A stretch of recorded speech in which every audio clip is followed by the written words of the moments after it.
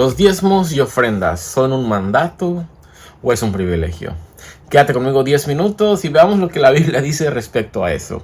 Seguimos en el libro de Nehemías. El día de hoy vamos a leer el capítulo 10, del versículo 32 al 39. Y la palabra de Dios dice así. Además, nos impusimos la obligación de contribuir cada año la tercera parte de un ciclo de plata para los gastos del templo de nuestro Dios, el pan consagrado, las ofrendas y el holocausto diarios, los sacrificios de los sábados, de la luna nueva y de las fiestas solemnes. También las ofrendas sagradas, los sacrificios para obtener el perdón por el pecado de Israel y todo el servicio del templo de nuestro Dios. En cuanto a la leña, echamos suertes entre nosotros los sacerdotes, los levitas y el pueblo en general, según nuestras familias, para determinar a quiénes les tocaría llevar en los tiempos fijados cada año la contribución de la leña para el templo del Señor nuestro Dios, para que ardiera en su altar, como está escrito en la ley. Además, nos comprometimos a llevar cada año al templo del Señor las primicias del campo y de todo árbol frutal. También a presentar nuestros primogénitos y las primeras crías de nuestro ganado, tanto de las vacas como de las ovejas, ante los sacerdotes que sirven en el templo de nuestro Dios, como está escrito en la ley. Estuvimos de acuerdo en llevar a los depósitos del templo de nuestro Dios las primicias de nuestra molienda, de nuestras ofrendas, del fruto de los árboles, del vino nuevo y de nuestro aceite para los sacerdotes que ministran en el templo de nuestro Dios.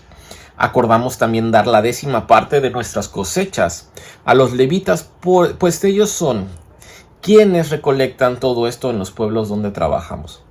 Un sacerdote de la familia de Aarón acompañará a los levitas cuando vayan a recolectar los diezmos. Los levitas, por su parte, llevarán el diezmo de los diezmos a los depósitos de la tesorería del templo de nuestro Dios. Los israelitas y los levitas llevarán las ofrendas de trigo, de vino y de aceite a los depósitos donde se guardan los utensilios del santuario y donde permanecen los sacerdotes, los porteros y los cantores cuando están de servicio. Así nos comprometimos a no descuidar el templo de nuestro Dios. Es muy interesante porque el contexto de lo que está pasando, como ya escuchaste, están reconstruyendo la ciudad, están reconstruyendo las murallas, reconstruyeron el templo.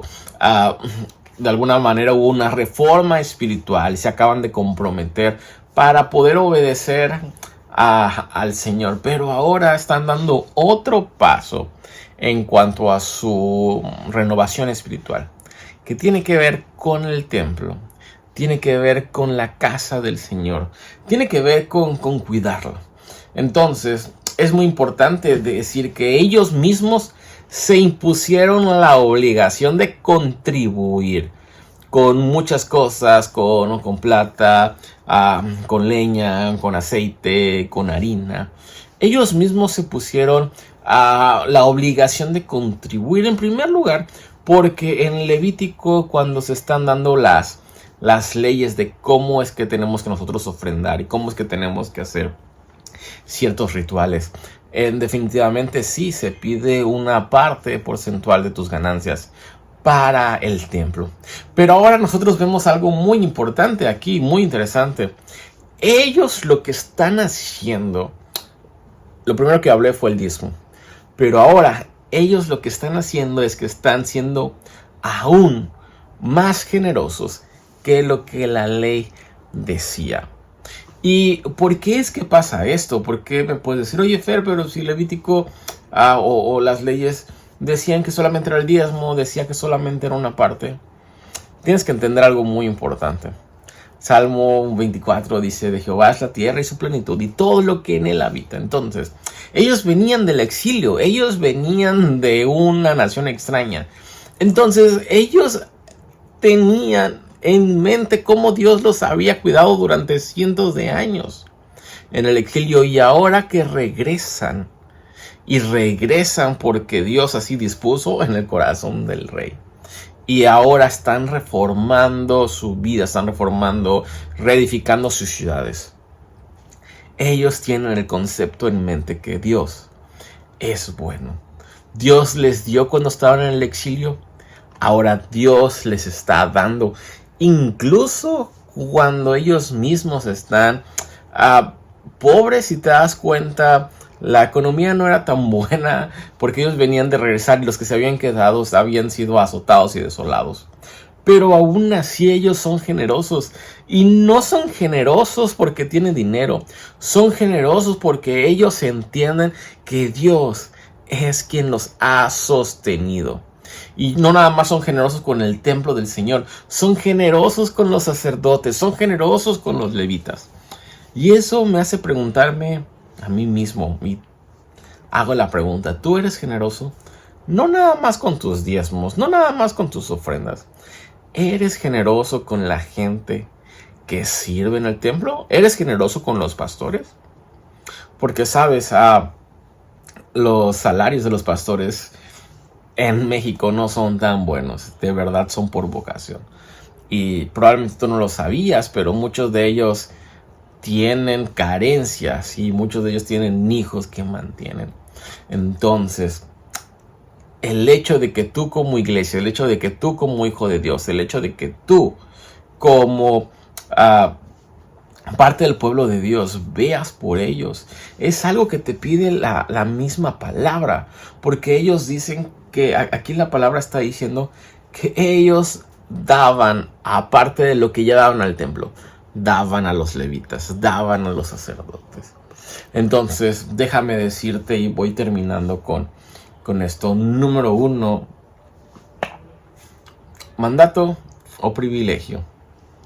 Son ambas. Definitivamente la palabra misma nos insta a dar porque es un mandato. Pero cuando tú entiendes que el Señor del universo, el Rey de Reyes, te sigue sosteniendo en su mano, no te ha dejado caer, ha habido trabajo, ha habido comida en tu mesa, ha habido salud, ha habido bendición que sobreabunde. Y a pesar de que así no lo viéramos, Él sigue sosteniéndonos de la mano con su mano. Ese corazón agradecido tendría que ser incluso agradecido con sus diezmos y ofrendas. Y ahora se vuelve un privilegio para nosotros, porque no damos de lo que tenemos, damos de lo que ahora Dios ya nos dio. Me gusta cómo termina esto. Dice, así nos comprometimos a no descuidar el templo de nuestro Dios. Y quiero cerrar con esto. Así como termina este texto, me gustaría que fuera el corazón de cada uno de nosotros. Que nosotros como iglesia no descuidáramos el templo, no descuidáramos nuestra iglesia y no descuidáramos incluso iglesias que ni siquiera son de nosotros, ni siquiera hay iglesias que son parte de nosotros. Nosotros tendríamos que ser generosos, no con la iglesia, sino con el reino de Dios, donde involucran a las iglesias. Pero también tendríamos que ser generosos con todos aquellos pastores, con todos aquellos obreros, con todas aquellas personas que han dedicado su vida al evangelio. Y por qué no terminamos orando, dando gracias a Dios por la palabra. Y que el mismo Señor nos mueva nuestro corazón a ser generosos. Y damos, sí, porque es un mandato, pero damos porque es un privilegio y es un gran honor poder contribuir en el reino de Dios. Padre Celestial, gracias por tu palabra. Gracias porque nos confrontas, Señor. Gracias porque tú eres bueno y nos haces pensar lo que tú has dicho en nuestra palabra. Y a veces nos confrontas y haces que nos demos cuenta que no somos tan generosos como a veces pensamos, Señor. Pon generosidad en nuestros corazones para tu obra, Señor, y para aquellos que también están haciendo tu obra. En el nombre de Cristo Jesús. Amén. Nos vemos el día de mañana para un siguiente devocional. Que tengas un buen día.